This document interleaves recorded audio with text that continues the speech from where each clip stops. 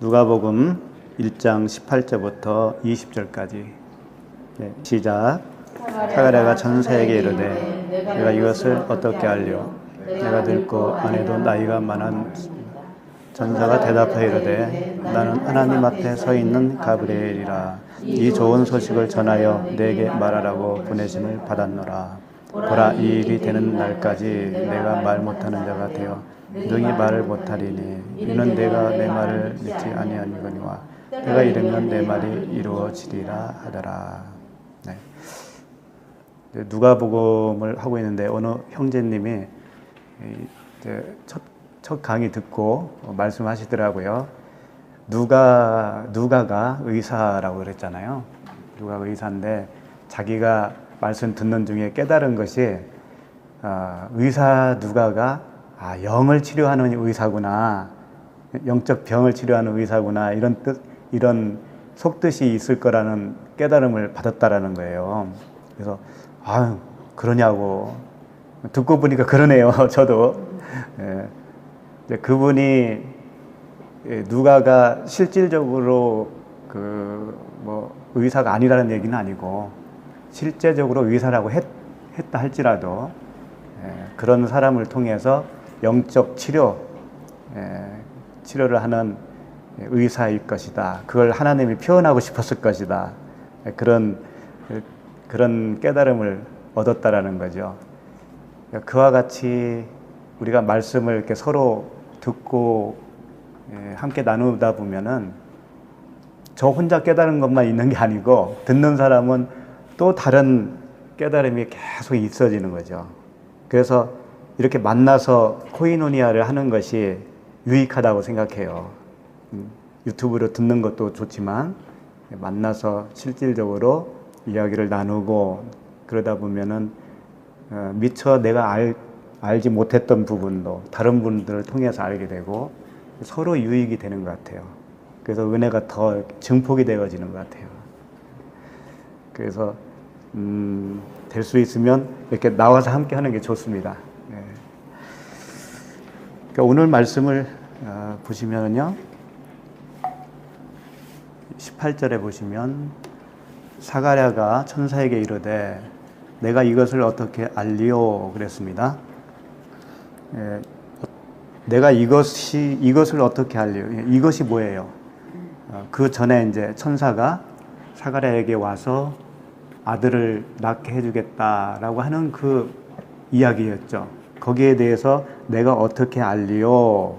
질문을 한 거 아닙니까? 그 질문 어떻게 알리오가 카타티라고 되어 있어요. 원어를 보면 카타티. 무슨 말씀이냐면 어떻게 알지요? 단순하게 그렇게 여쭌 게 아니고 무엇에 의하여 내가 알 수 있죠? 이런 질문이에요. 그러니까 어떤 증거가 있습니까? 이런 말씀이라고요. 더 쉽게 말하면은 내가 알 수 있게 증거를 내세요. 그런 얘기예요. 나이가 많이 먹어서 아들을 낳을 수 없을 텐데 어떻게 낳을 수 있습니까? 증거를 주세요. 이런 뜻이에요. 근데 이 질문은요, 항상 기본이에요. 질문이 없으면 안 돼요. 질문이 없으면. 예수님도 질문을 통해서 진리를 다 흘려줬거든요. 니고데모가 어떻게 하면은 거듭날 수 있냐, 그런 질문도 했을 때 주님은 제자들이 질문했을 때 하나도 빼놓지 않고 대답을 해주셨어요. 너 왜 귀찮게 질문하니? 이런 말 한 번도 안 하셨어요. 그러니까 그 질문은 물론 선배나 사람에게 할 수도 있지만 내 안에서 주님 앞에 여쭙는 거예요. 그러면 사람을 통해서 알려주기도 하고요. 또 생각을 통해서 알려주기도 해요. 반드시 알려주셔요. 그러니까 질문을 안 하면 안 되는 거예요. 발전이 없어요. 질문은 가장 기본적이라는 거죠. 그래서 무엇에 대한 질문이었을까? 자기가 나이가 많아요. 나이가 많은 그 사가랴에게 아들을 낳게 하고 엘리야의 그 사역을 맡기겠다고 하는 약속을 믿지 못한 거죠. 믿지 못했어요. 그러니까 믿지 못하기 때문에 질문이 나오는 거예요. 믿으면 질문이 나갈 필요 없잖아요. 그래서 우리가 질문한다고 하는 것은요, 믿지 못한다는 의미도 돼요. 그런데 질문이 없는 사람은요, 믿지 않는다라고 말하기도 못해요. 그 사람에게는. 의문이 생기는 것을 믿지 못한다고 하는 건데, 질문 자체가 없는 사람은 아무 생각 없는 거예요. 그럼 믿는 것도 안 믿는 것도 아니야. 그것은 안 믿는 것보다 더 못한 거예요. 그것은 아예 거기에 관심이 없는 거예요. 예. 그러니까 관심이 있어야 너 믿음이 없다라는 말을 듣죠. 믿음이 없다라는 말을 들어야 됩니다. 우리는 믿음이 없어요. 근데 믿음이 있는 척하면 안 된다니까. 예. 그러니까 천사는 그걸 보고 싶은 거예요. 사가랴의 그 태도를 보고 싶은 거예요. 그래야 그 다음 진전이 나가죠. 질문이 있어야 그 다음에 알려주는 게 있죠. 그래서 우리는 아는 척 하면 안 돼요. 너무 그 질문을 안 하면 안 된다고. 그런데요, 이제 사가랴가 계속 이야기를 합니다. 내가 늙고 아내도 나이가 많았다. 이렇게 표현하시면서, 내가 그러니 어떻게 믿을 수 있습니까? 증거를 대세요. 이런 의미였죠. 그런데 사가랴가 이때 나이가 몇 살쯤이라고 생각하세요? 늙었다고 했는데. 여기서 나이에 대해서는 분명치 않아요. 분명치 않지만은 우리가 추정할 수 있는 방법이 있어요. 사가랴는 제사장이죠. 제사장은요, 은퇴 나이가 있어요. 정해져 있어요. 50이에요, 50. 30세에 시작을 해서 50세에 마치는 거거든요. 그러니까 예수님도 사역을 할 때 30세쯤 되더라 그러잖아요. 그러니까 이 30세는 제사장이 되는 그 나이예요. 그리고 50세에 마치는 거거든요. 그러니까 사가랴는 지금 아직 마치지 않았으니까 50 가까이 됐다는 얘기죠. 나이 많이 먹었다고 했으니까 50 다 된 거죠. 네. 그런 의미예요. 그러면 실질적으로 50이면은 나이가 그렇게 많은 건 아니거든요. 그렇잖아요. 이 당시에도 다 7, 80세는 살았을 그런 때잖아요. 그러니까 나이 많았다라고 하나님이 이렇게 표기를 하는 원인이 있다고요. 이유가 있다고요. 정말 나이가 많아서 많은 게 아니고, 사가랴가 어떤 상태냐면은, 나이 많다라고 하는 것은요, 제사장직이 끝날 때를 이야기하는 거거든요. 그래서 예수님에게도 당신 50도 안 된 주제에 그런 말 들어봤죠. 바리새인들이 그랬다고요. 50도 안 됐는데, 아브라함보다 먼저 있다고 그랬으니까 그런 말씀이에요. 그러니까 50도라고 했을 때는 제사장 그 완숙한 단계, 제사장의 끝을 은퇴 나이 정도 되면은 진리에 대해서 완숙하다 이거예요. 그걸 표현하고 싶은 거예요. 그러니까 이렇게 오래 되어야, 제사장직을 거의 끝날 때쯤 되어야 아들 낳을 수 있는 거예요. 그 의미는 뭐냐면, 이 사가랴는 제사장인데요, 무슨 제사장이냐면 제도적인 제사장이에요. 제도적인 제사장. 그러니까 혈통으로 이어지는 제사장이다 이거죠. 영적 제사장이 아니라 겉에 표면적으로 나타나는 제사장이라는 거죠. 그러면 그 표면적인 제사장의 나이가 끝나면 이면적인 제사장으로 넘어간다라고 하는 거예요. 이면적인 제사장으로 넘어가야 진짜 제사장이에요. 넘어가면 무슨 말씀을 듣냐면, 너희는 택하신 족속이요 왕 같은 제사장이다. 그 왕 같은 제사장은 제도로 세운 거 아닙니다. 예, 사람이 세운 게 아니에요. 이것은 전적으로 하나님만 세울 수 있는 제사장이잖아요. 사가랴는 레위 족속이기 때문에 그냥 이어서 되는 거였어요. 즉 그 제도적으로. 그러니까 이것은 제도적으로 영적과 관계없이 되는 거예요. 혈족이기 때문에. 그게 표면적인 유대인이에요. 그러니까 오늘 말씀은 어떤 말씀이냐면 표면적인 제사장이 이면적인 제사장으로 가는 그 여정을 설명하고 있는 그런 부분이에요. 그러니까 앞으로 이어지는 말씀마다 그걸 설명을 하고 있는 거예요. 어떻게 이면적인 제사장으로 가는가를 보여주고 있는 그런 말씀이에요. 그래서 이제 다시 한번 보세요. 18절. 내가 늙고 아내도 나이가 많으니이다. 늙었다는 의미를 말씀드렸어요. 이제 율법에서 은혜의 복음으로 들어가야 된다고 하는 거예요. 겉에서 안으로 들어가야 된다는 것이고요. 밖에서 속으로, 밖에서 안으로 들어가는 거예요. 그게 하나님이 우리에게 최종적인 그 창조의 완성이에요. 근데 그걸 우리가 모르고 그냥 가잖아요. 그러면 겉에서 머무를 수가 있습니다. 겉에서. 가난에 못 들어가고 머물 수가 있어요. 그래서 이 성경에는 나이가 많아서 아들 낳는 사람들이 자주 등장을 하죠. 그 셈이 몇 살에 아들을 낳은 걸로 나오냐면 70세에 70세인가요? 100세. 셈은 100세에 낳았어요. 그 다음에 데라가 70세에 아들을 낳았고 아브라함이 100세에 낳았어요. 그러니까 100세, 70세, 100세 이건 숫자의 어떤 의미를 담고 있는 거잖아요. 이미 설명해 드렸어요. 주일날. 그래서 이게 단지 사람이 아이를 낳을 수 없는 나이까지 끌고 갔다가 아들을 기적적으로 낳는 하나님의 능력을 보여주고 싶어서 그런 게 아니라 이렇게 육적으로 나이가 차야 영적인 아들을 낳을 수 있다. 그런 의미예요. 예. 그래서 히브리서 5장 12절에 보면 한번 볼까요? 뭐 안 봐도 되는데 찾지 마시고요. 어르신은 가만히 계셔요. 제가 읽어드릴게. 히브리서 5장 12절. 때가 오래되었으므로 이 말씀도요. 때가 오래되었다는 것을 이제 이런 의미로 받아들이면 좋아요.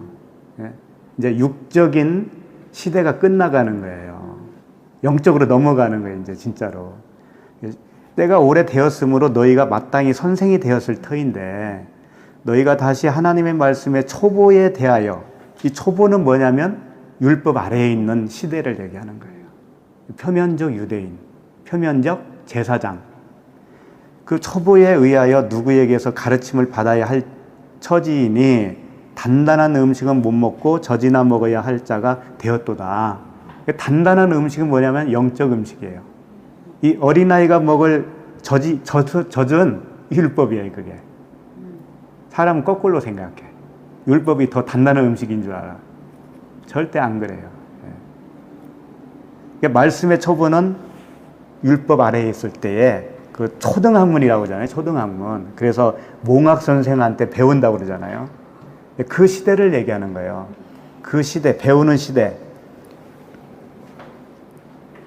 그래서 말씀의 초보에서 장성한 자로 넘어가야 장성한 자는 연단을 받아서 죽은 자기를 발견하고요. 은혜의 복음으로 살아가는 그런 자를 얘기하는 거예요. 그러니까 연단이 있어요. 장성한 자로 넘어가려면 우리에게 연단이 있는 거예요. 그 연단을 꼭 육적 연단으로만 생각할 필요는 없어요. 내 마음의 연단도 정말 그거 힘든 거거든요. 그 연단의 과정을 통해서 영적인 장성한 자로 키워가시는 거예요, 하나님이. 13절 보시면, 히브리서 5장 13절 보시면, 이는 젖을 먹는 자마다 어린아이니 의의 말씀을 경험하지 못한 자요. 이 의의 말씀이 뭐냐면 율법 안에 있는 은혜의 복음을 말하는 거예요. 은혜의 복음을 발견하지 못한 거예요. 깨닫지 못한 거예요. 그래서 눈이 멀어 있는 거죠. 겉의 것만 보는 거죠. 그래서 단단한 음식은 14절 단단한 음식은 장성한 자의 것이니 그러죠? 단단한 음식은 뭐라고 그랬어요? 영의 예? 복음, 진리 복음. 장성한 자의 것이니 그들은 지각을 사용함으로 연단을 받아 선악을 분별하는 자들이니라. 그래서 이 선악 분별은 드디어 율법적인 선악 구분이 아니고 진리적인 선악 구분으로 바꿔지는 거예요. 야, 이것은 아직 비진리구나. 이것이 진리구나. 그렇게 선악 분리가 일어나는 거죠. 그렇게 분별력이 생기는 거예요. 그 전에는 뭘 가지고 분별을 하냐면은 율법의 잣대로, 도덕적인 윤리적인 잣대로 선, 악을 구분하고 있지요. 그게 초보예요, 그게 초보라고요. 그래서 이제 그렇게 되면은 율법 초등학문에서 몽화 선생한테 배우게 되면 결국은 어떻게 결론이 나냐면, 아, 나에게는 생명이 없었구나. 내가 했던 모든 것들이 나의 열심이었구나. 나의 의였구나. 이걸 발견하잖아요. 그게 발견하는 순간 새 생명이 되는 거예요. 발견하고 하는 말은요, 달라요. 발견하지 못했을 때 하는 얘기와 말이 달라진다니까요. 그래서 나오는 그 새 말이 새 방언이고, 그게 아들남이에요, 그게. 그때까지 가는 거고요. 아들 낳기 시작하면 정말 아들 낳을 때까지가 또 가는 거예요. 정말 아들 낳는 건 뭐라고 그랬어요? 정말 전도해서 누군가가 그 복음을 듣고 그렇게 세워지는 걸 말하는 거라겠죠. 그 이전에는 말부터 달라져요. 그렇게 되는 거죠. 그래서 이제 제사장은요, 50세에 은퇴를 해요. 그것을 제 말만 듣지 마시고 성경에 기록이 되어 있는가 보셔야 돼요. 민수기 4장 3절에 분명히 그 명시가 되어 있어요. 민수기 4장 3절에 민수기 4장 3절 곧 30세 이상으로 50세까지 회막의 일을 하기 위하여 그 역사에 참가할 만한 모든 자를 계수하라. 이렇게 명시가 되어 있어요. 30세 시작해서 50세에 마치는 겁니다.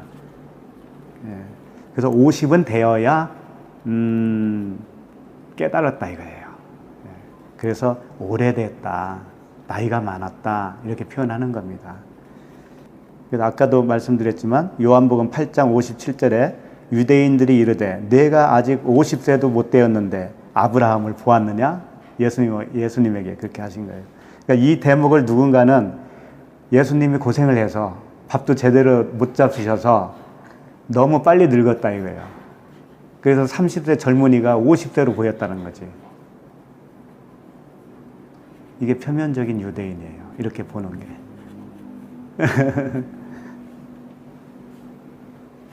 제사장은 뭘까요? 제사장은 제사 드리는 자잖아요. 하나님께 제사 드려요. 이 밖에 있는 표면적인 제사장은 동물을 잡아서 드리죠. 드리는데 누구에게 드리냐면 역시 밖에 계신 하나님께 드려요. 사가랴가 어디로 들어가냐면 성전으로 들어간단 말이에요. 사람이 지은 성전. 밖에 있는 제사장은 사람이 지은 성전에 들어가서 그 성전에 계시다라고 생각하면서 밖에 계신 하나님에게 제사를 드려요. 이게 구약의 제사장이에요. 그럼 우리는 왕 같은 제사장으로 넘어가야 되잖아요. 그러면 나도 제사장이니까 나는 어떤 제사를 드리냐면 너의 몸을 거룩한 산 제물로 드려라. 이게 되는 거죠. 안에서 드리는 제사장이 되는 거예요. 누구의 제사장이 되냐면 내가 제사장이면서 나라고 하는 제물을 드리는 거예요. 예수님이 제사장이면서 자신의 몸을 제물로 드렸잖아요. 우리도 똑같다니까. 그래서 날마다 죽노라 이렇게 표현할 수밖에 없는 거죠. 그걸. 그렇다고 해서 항상 그걸 기억하고 오늘도 죽어야지 그런 얘기가 아니에요. 그냥 그 안에 머물러 있는 거죠. 이미 알았기 때문에. 오늘도 죽어야지 막 아침에 일어나자마자 다짐하고 그런 말씀은 아니에요. 예. 진리 안에 거하면 항상 죽고 항상 살아 있다라는 거예요. 그 자체가. 예. 그러니까 우리는 안의 제사장이에요. 그 잘 아는 말씀이니까 그래도 한번 펴봐야 돼, 이건. 베드로전서 2장 9절이잖아요. 예. 그러나 너희는 택하신 족속이요 왕 같은 제사장들이요. 근데 여기에 이 말씀에 진리가 엄청 많이 있어요. 그래서 보자는 거거든요. 그러나 너희는 택하신 족속이요 왕 같은 제사장들이요 거룩한 나라요 그의 소유된 백성이니 이는 너희를 어두운 데서 불러내어 그러죠. 이 어두운 데가 어디예요? 바깥 어두운 데라고 들어봤어요? 바깥 어두운 데에서 어떻게 한다고 그래요? 슬피 울며 이를 간다고 그러죠. 거기가 어디라고 생각하세요?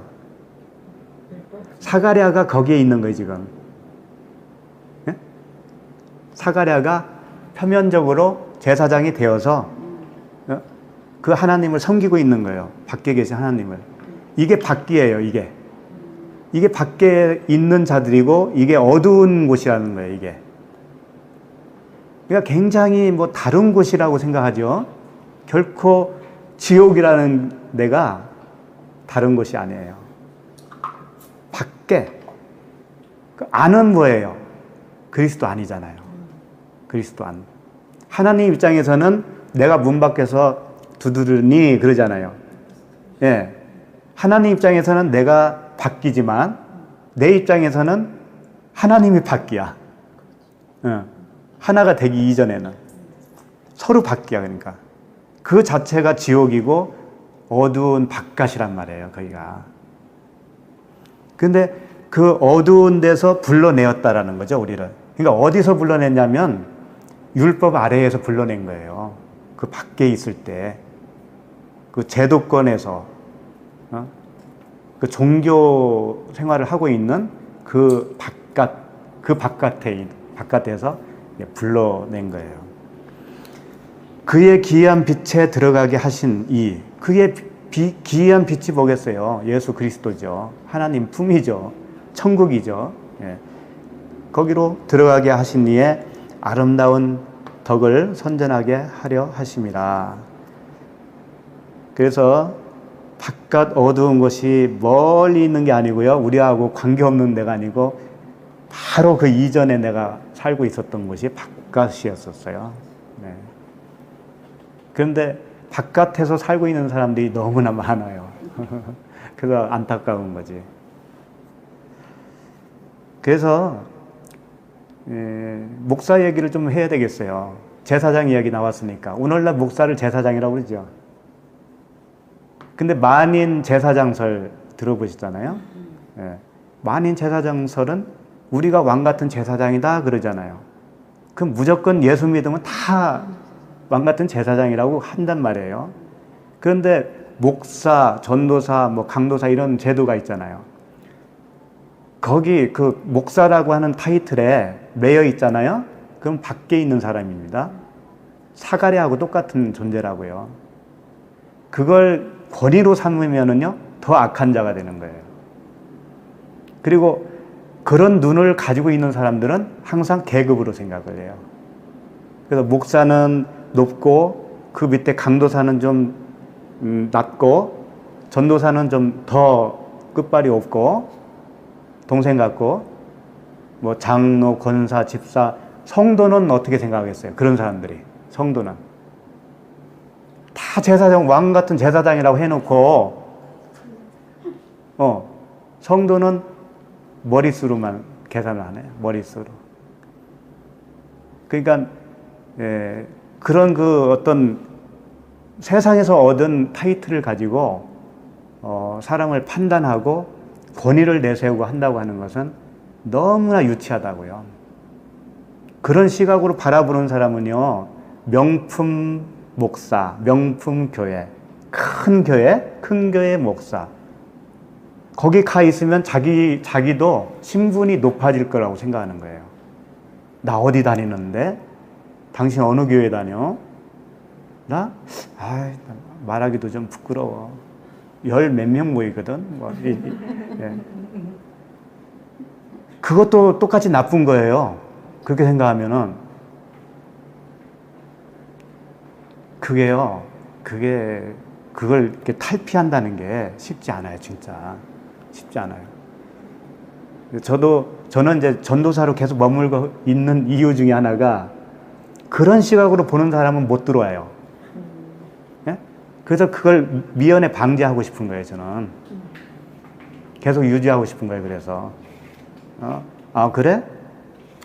끝발이 좀 낮은 사람이야? 그러면서, 거기 가면 나 창피하다. 목사가 있는 교회를 가야 정상이지. 이런 생각을 하고 있다면 그분들은 안 오실 거 아니에요. 그러니까 편하지.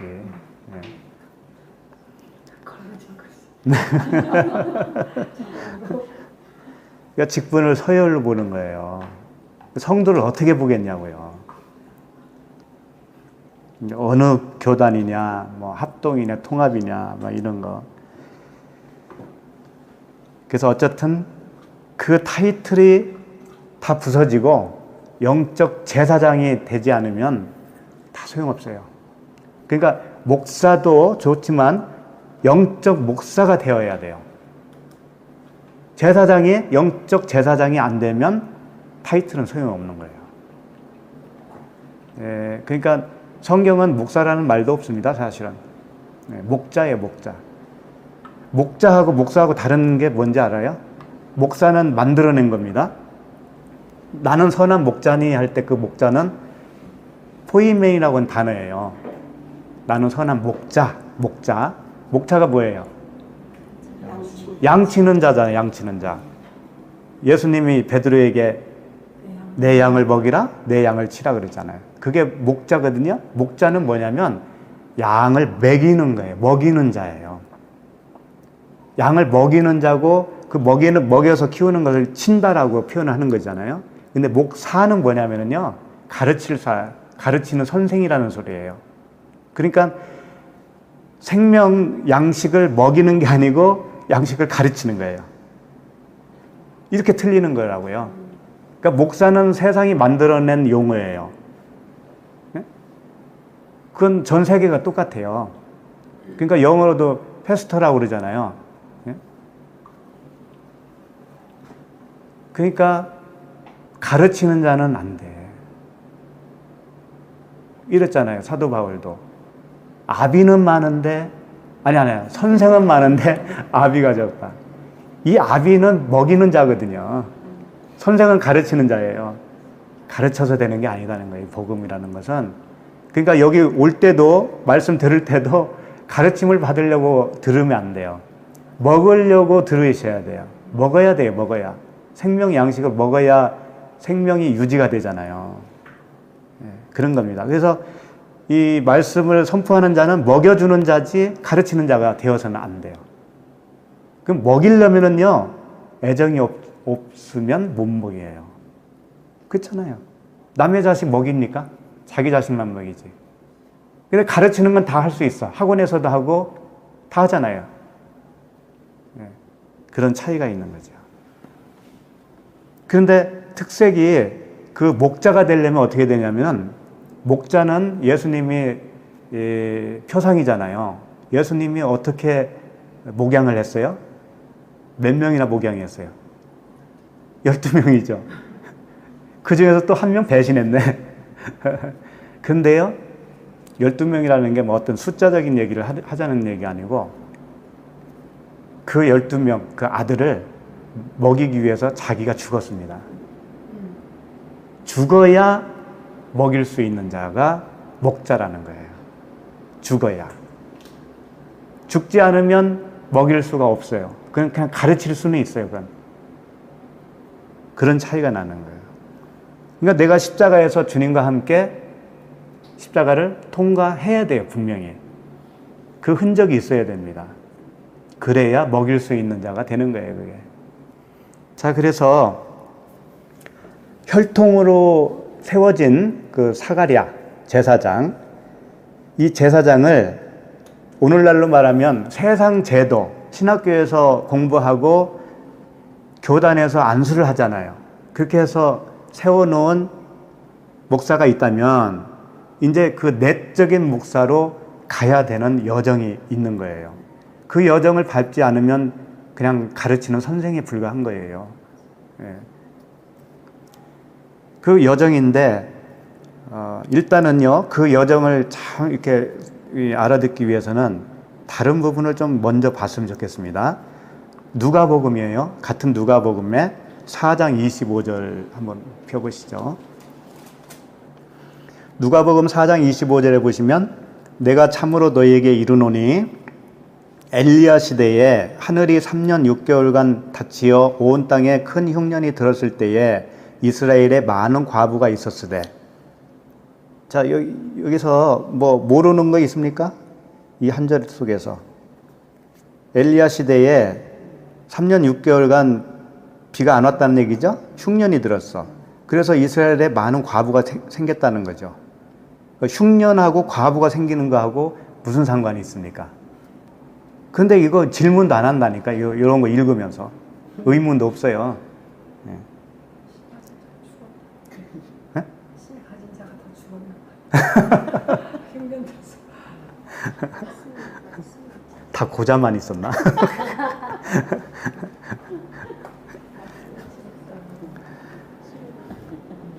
엘리야 시대의 하늘이 3년 6개월간 닫혔다는 거죠. 3년 6개월은요 3.5죠. 3년 반이죠. 3년 반. 지난주에 제가 말씀드렸죠. 3년 반. 그걸 얘기하는 거예요. 전 3년 반. 그러면 이게 뭐냐면 큰 흉년이 들었다, 비가 그쳤다라는 거죠. 비가 그쳤다는 얘기는 뭐냐면 그거보다도 먼저 과부를 먼저 보는 게 좋아요. 과부는 남편이 없는 게 과부죠. 근데 여기서 표현하고자 하는 과부는 남편이 죽었는데 그 남편은 말씀이거든. 율법의 말씀이에요. 그러면 율법의 말씀이 그쳤다라는 얘기잖아요. 비가 그쳤으니까, 흉년이니까. 그러니까 율법의 말씀이 그치면 율법의 남편이 죽은 거야. 그러면 이제 과부가 되는 거예요. 과부가 되어야 이제 새 남편을 맞이할 수 있잖아요. 그러니까 흉년이 들어야 되는 거지, 여기서는. 말씀의 흉년. 겉은 말, 그 표면적인 율법의 말씀이 그 사람에게는 그치는 거예요. 그러면 이 사람은 과부가 되는 거예요. 과부가 많았다라고, 많은 과부가 있었다고 그러잖아요. 흉년하고 무슨, 많은 과부하고 무슨 상관이 있겠어. 그러니까는 3년 6개월은요, 과부가 되는 기간을 얘기하는 거예요. 네? 율법의 말씀이 그치는 기간이에요. 그러면 이 사람은 복음을 온전히 받아들일 준비가 되었고, 비로소 새 남편을, 그리스도를 맞이해서 아들을 낳을 수 있는 그런 상태가 되어 있는 거예요. 그게 3.5개월, 3.5년이에요. 3년 반. 후 3년 반은 뭐냐면 주님과 하나가 되어서 결혼해서 3년 반. 그때는 아들 낳는 기간이에요. 신랑과 결혼을 해서, 새 신랑과 결혼을 해서 아들 낳는 기간. 그러면서 26절에 계속 이어서 말씀하십니다. 누가복음 4장 26절. 엘리야가 그중 한 사람에게도 보내심을 받지 않고, 많은 과부들이 있었는데 그 중에 한 사람에게도 보내심을 받지 않고 오직 시돈 땅에 있는 사렙다의 한 과부에게 뿐이었으며. 자, 사렙다는요 사르밧 과부예요. 사르밧. 사렙다, 사르밧. 그 지역 이름이에요. 근데 그 뜻이 뭐냐면 재련한다, 그런 뜻이에요. 재련소 아세요? 네. 거기다가 막 쇠를 갖다 놓고 재련을 하면은 다 빠지잖아요. 불순물이 빠지고 순수하게 쇠만 남잖아요. 그와 같이 사르밧 과부는 재련을 당한 것이에요. 네. 그런데 사르밧이라는 이 지역은 이방인들이 사는 곳이거든요. 그러니까 이스라엘에 많은 과부가 있었는데 이방인 과부에게만 보냄을 받았다 이거예요. 그게 무슨 뜻일까요? 그러니까 이걸 말씀하고 싶은 거예요. 유대인과 이방인이 항상 공존하잖아요. 그것은 무엇을 말씀하고 싶은 거냐면 유대인은 표면적인 말씀이에요. 이방인은 내면적인, 이면적인 말씀이에요. 표면적인 유대인과 이면적 유대인을 유대인과 이방인 이렇게 표현하고 싶은 거예요. 그러니까 사렙다 과부라고 하는 이방인 과부는 진짜 이방인의 과부야. 진짜 씨를 받을 수 있는 과부예요. 그러니까 그 사람한테만 보냈다라는 거예요, 하나님이. 가서 뭘 했냐면 뭐 다 내용 아시겠죠? 그 과부가 먹을 게 없어가지고 밀가루로 마지막 떡을 만들어서 아들 하나 주고 자기 먹고 죽으려고 그랬다고 했잖아요. 그게 다 복음의 말씀입니다. 먹고 죽어야 되는 거예요. 네. 그래서 나중에 죽어요. 그 아들이 죽는다고. 그 아들이 죽는 아들을 엘리사가 살리잖아요. 다 우리 죽고 사는 문제를 다 표현하고 싶은 거지.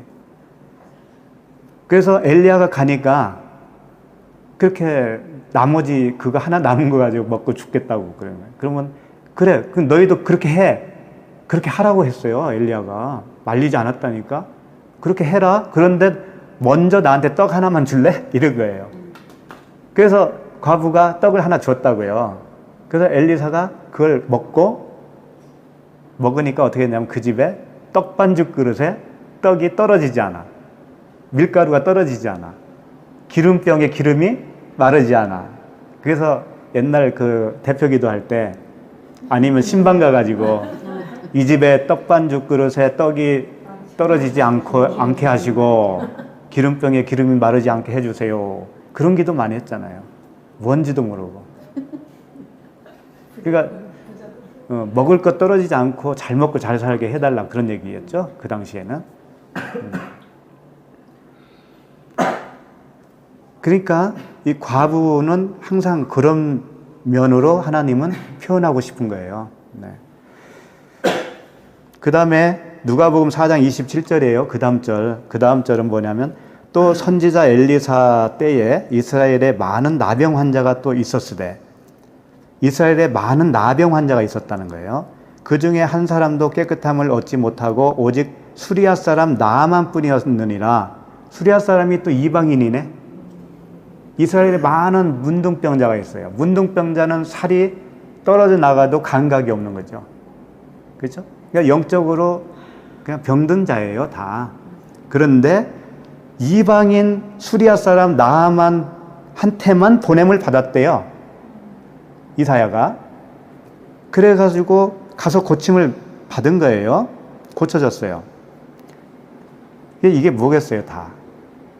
이방인이 되어야 구원받는다가 되겠죠.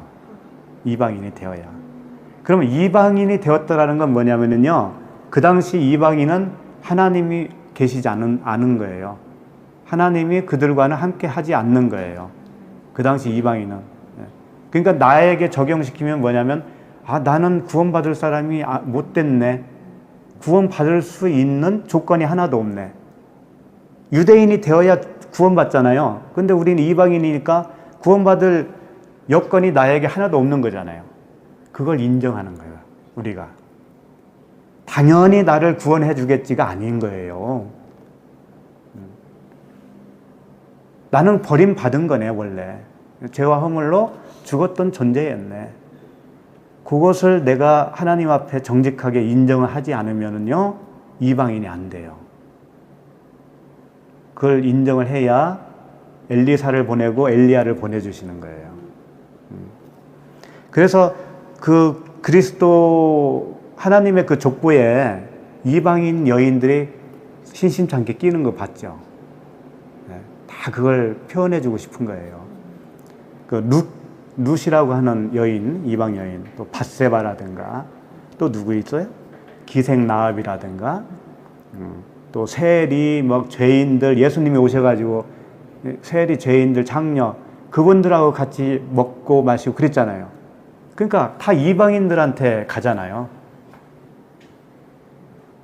실질적으로 이방인을 좋아한다는 얘기가 아니라 내가 이방인이구나 라고 여기면 그때 주님이 찾아오신다는 얘기죠. 예.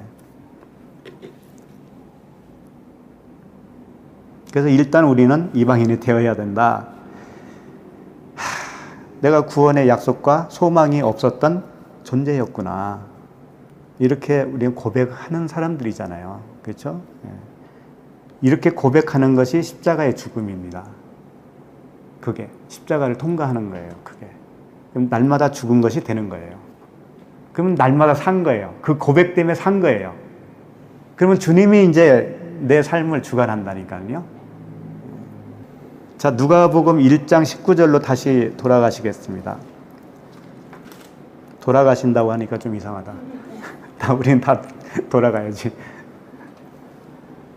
19절 다시 보시면 천사가 대답하여 이르되 나는 하나님 앞에 서 있는 가브리엘이라 이 좋은 소식을 전하여 내게 말하라고 보내심을 받았노라. 자, 여기 이제 천사 가브리엘이 나왔습니다. 예. 천사 가브리엘은 딱 성경에 4번 나와요. 다니엘서에 2번, 이 누가복음에 2번 나와요. 그 다음에 천사 이름이 성경에는 딱 2사람 나옵니다. 이 가브리엘과 미가엘이 나와요. 예, 예. 이제 근데 천사가 참 많은데 왜 하필이면 딱 2사람만 등장하냐 이거지. 예. 근데 외경에는요 또 한 2사람이 더 등장은 해요, 사실은. 그래서 천사 이름이 4명 나와요, 총. 근데 성경에서는 딱 2명이죠. 이 천사라고 하는 것은 앙겔로스라고 했잖아요. 보냄을 받은 자, 대언자, 뭐 그런 뜻이에요. 그래서 사람이라고 해도 되는 거예요. 천사라는 어떤 존재가 있는 게 아니고. 그런데 여기 사가랴에게 나타난 이 천사는 미가엘이라고 하는 이름을 딱 붙여서 나타났단 말이에요. 예? 그래서 이게 정말 사람이라고 할 수 있느냐라고 하는 거죠. 예, 그래서 이제 그런 그 힌트를 이 2절에서도 말씀하고 있어요. 누가복음 1장 19절, 방금 읽은 9절에서 보면은 천사가 대답하여 이르되 나는 하나님 앞에 서 있는 가브리엘이다 이랬단 말이에요. 하나님 앞에 서 있다라고 하는 게 힌트예요. 우리가 그냥 이미지로 생각하면 하나님이 계시고 그 앞에 천사가 있다라는 말씀이잖아요. 근데 이걸 원어로 보면 조금 달라져요. 이 뭐냐면은 하나님 앞에 있다. 하나님 앞에 이 앞에라고 하는 단어가 어떤 단어냐면은 하나님의 안에 있는 눈이다라고 하는 뜻이 있어요. 하나님 안에 있는 눈. 에노피온이라고 되어 있어요. 에노피온인데 N이라고 하는 단어. N 크리스토스 들어보셨죠? 그리스도 안에. N은 안에예요. 그리고 옵소라고 하는 단어와 합성어가 되어 있는 거거든요. 옵소는 옵달모스. 그러니까 눈을 얘기하는 거예요. 눈. 그러니까 하나님 안에 있는 눈이다 그런 뜻이에요. 그 하나님 안에 있는 눈으로서의 지금 미가엘이라는 얘기죠. 그게. 예. 그러면 하나님 안에 있는 눈이 뭐냐 이거예요. 그 계시록에서 이런 말씀이 있어요. 계시록 5장 6절에 보면 그냥 읽어드릴게. 내가 또 보니 보좌에 네 생물과 장로들 사이에 한 어린 양이 서 있는데 일찍이 죽임을 당한 것 같더라. 이게 누구겠어요? 그리스도 예수님이시죠? 그에게 7뿔과 7눈이 있으니 이 눈들은 온 땅에 보내심을 받은 하나님의 7 영이더라 그랬어요. 그러니까 온 땅에 보내심을 받은 7 영이래요. 그게 뭐 누구겠어요? 성령이죠. 7 영이라고 그러니까 7뿔이라고 그러니까 7개의 뿔이 달려있나? 눈이 7개라는 뜻인가? 그런 얘기가 아니에요. 1개, 2개 그런 얘기가 아니라고 이것은. 7이라고 하는 숫자 아시죠? 안식의 숫자잖아요. 여기 먼저 뭐라고 했냐면 일찍이 죽임을 당한 것 같더라 그러죠. 그러니까 죽음은 안식인 거예요. 예수 그리스도께서 죽었으니까 안식에 이르렀지요. 안식에 이루니까 일곱이라고 표현하는 거예요. 안식에 이루고 부활하신 그 영, 그리스도, 그분이 일곱 영이다 그런 얘기예요. 그러니까 결국은 이 일곱 영이 누구겠어요? 성령이시죠.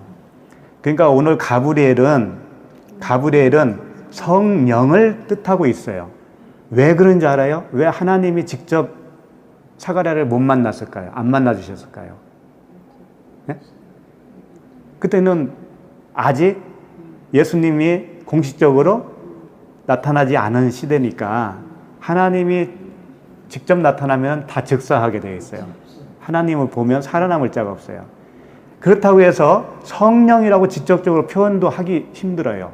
왜냐하면 예수 그리스도의 다 이루심이 있고 성령을 보낸다고 하는 그 측면을 부각시키기 위해서는 성령이라고 직접적으로 표현을 안 하신다고요.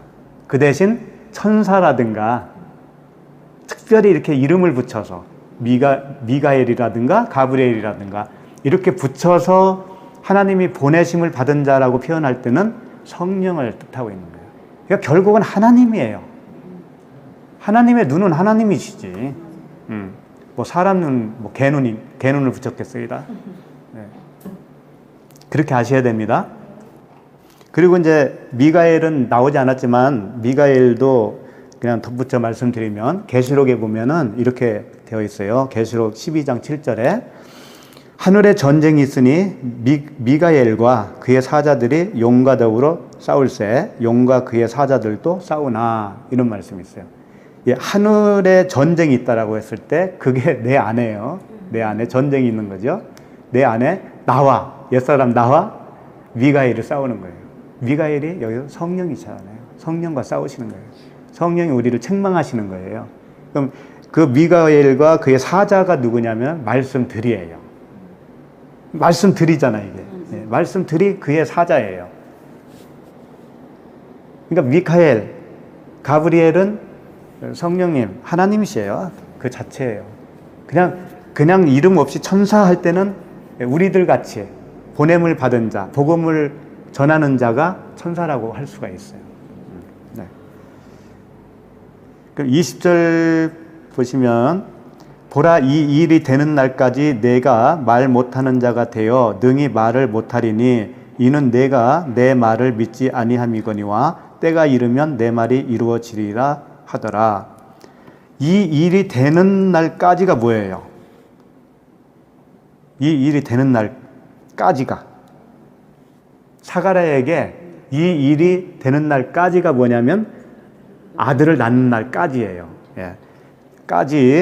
그때까지 뭐라고 했냐면 말 못하는 자가 되어 능히 말을 못하리니 그랬어요.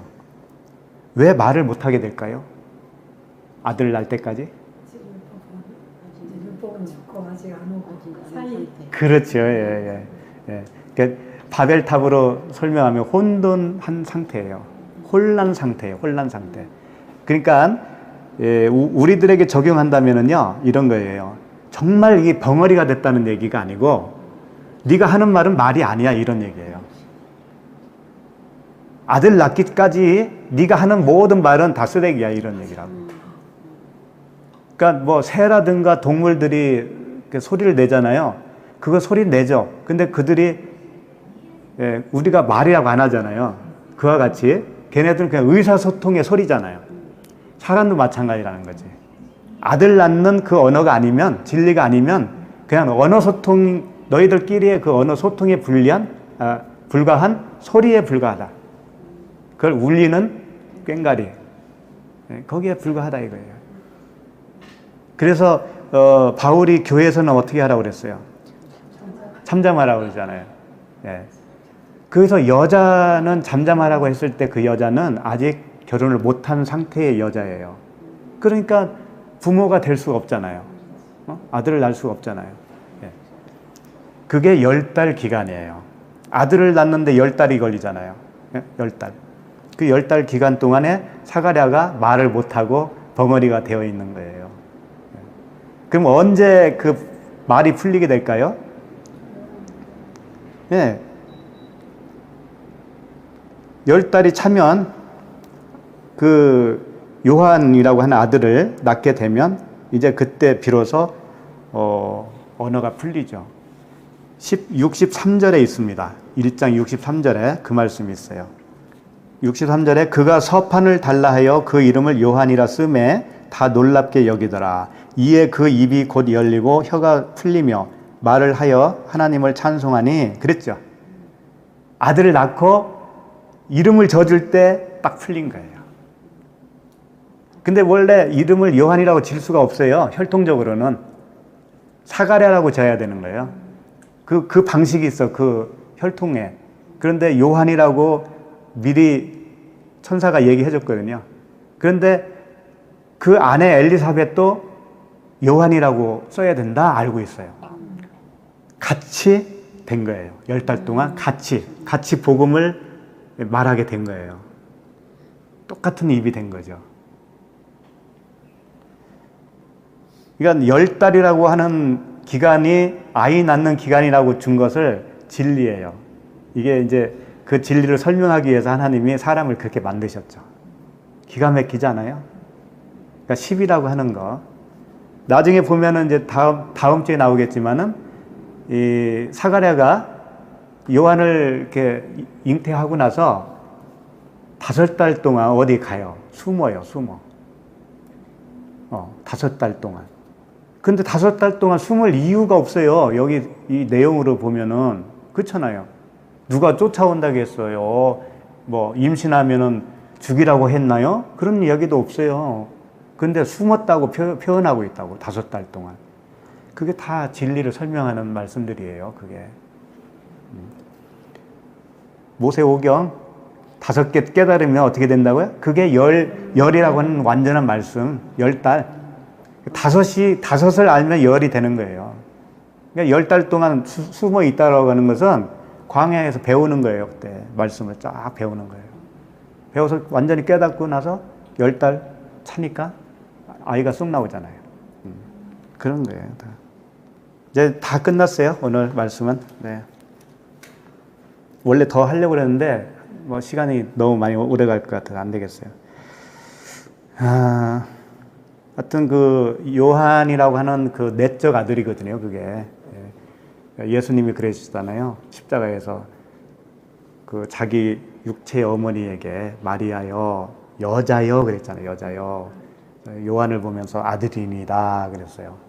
그러니까 요한은 항상 은혜의 아들이라는 뜻이에요, 은혜. 은혜로 낳은 아들이 요한이에요. 사가랴가 은혜로 낳은 아들이잖아요. 자기의 능력 바뀌잖아요, 그때가. 나이 먹었으니까. 항상 은혜로 주어졌다고 하는 사실을 아는 자가 진짜 아들인 거예요. 그러니까 우리도 다 그런 아들이 되는 거죠. 나에게는 그 아들이 될 수 있는 어떤 자격이나 근거가 전혀 없었구나. 이방인이었구나. 유대인이라도 돼야, 혈통적으로도 유대인 돼야 하나님 아들이라고 할 수 있는데 우리는 선민도 안 되는 이방인이었구나. 절대적으로 완전히 이게 하나님과는 담 쌓고 지냈던 이방인들이었구나. 그런 존재였구나. 라고 하는 것을 우리가 알았다면 무엇만 구할 수 있어요? 은혜만 구할 수 있죠. 긍휼만 구할 수 있죠. 그렇게 된 겁니다. 그래서 우리 모두 스가랴처럼 10달이 속히 지나고 아들을 낳는 그 은혜의 아들을 낳는 우리 모두가 되기를 바랍니다. 기도하겠습니다. 하나님 아버지, 오늘 말씀은 그 표면적 제사장이었던 사가랴에게 오셔서 진정한 이면적인 제사장이 되도록 길을 보여주신 그 말씀의 은혜를 받았습니다. 우리 모두에게도 그와 같이 영의 직분인 왕같은 제사장으로 삼아주신 그 아버지께 감사를 드립니다. 밖에 계신 하나님을 섬겼던 바깥 어두운 데서 우리를 불러내어 주시고 그리스도의 그 빛 안으로 들어가게 하신 하나님 아버지께 찬양과 감사를 드립니다. 예수 그리스도의 이름으로 기도드립니다. 아멘.